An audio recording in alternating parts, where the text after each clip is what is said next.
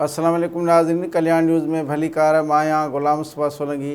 नाज़रीन, सिंध में सरकारी ज़मीन ते कब्ज़ो कंदड़ लैंड ग्रैबरनि ख़िलाफ़ क्रैकडाउन जो फ़ैसिलो कयो वियो आहे। सिंध में अरबी रुपयनि जी सरकारी ज़मीनुनि ते कब्ज़ो ख़त्म कराइण लाइ लैंड ग्रैबरनि ख़िलाफ़ क्रैकडाउन जो फ़ैसिलो कयो वियो आहे। एंटी इंक्रोचमेंट फोर्स जे तर्जुमान जो चवणु आहे त ज़मीनुनि तां कब्ज़ा ख़त्म करण लाइ स्पेशल टास्क फोर्स जोड़ी वई आहे। डायरेक्टर एंटी इंक्रोचमेंट फोर्स राजा तारिक चांडियो जे सरबराही में एंटी इंक्रोचमेंट फोर्स जो हंगामी इजलास थियो। तर्जुमान मूजिबि इजलास में DSP ऑपरेशन तारिक इस्लाम, AD अब्दुल वहीद बुल्लो ऐं ॿियनि शिरकत कई। सॼी सिंध में 480 लैंड ग्रैबरनि ख़िलाफ़ केस दाख़िल थियल आहिनि। एंटी इंक्रोचमेंट फोर्स जे तर्जुमान मूजिबि कराची में 473 लैंड ग्रैबरनि ख़िलाफ़ केस दाख़िल थियल आहिनि। 99% कब्ज़ा माफ़िया कराची जे क़ीमती ज़मीन ते कब्ज़ो कयो आहे। मफ़रूज़ जवाबदारनि जी गिरफ़्तारी लाइ कार्रवायूं तेज़ करण जो हुकुम ॾिनो वियो आहे। एंटी इंक्रोचमेंट फोर्स जी हफ़्तेवार ऑपरेशन जी रिपोर्ट चेक कई वेंदी।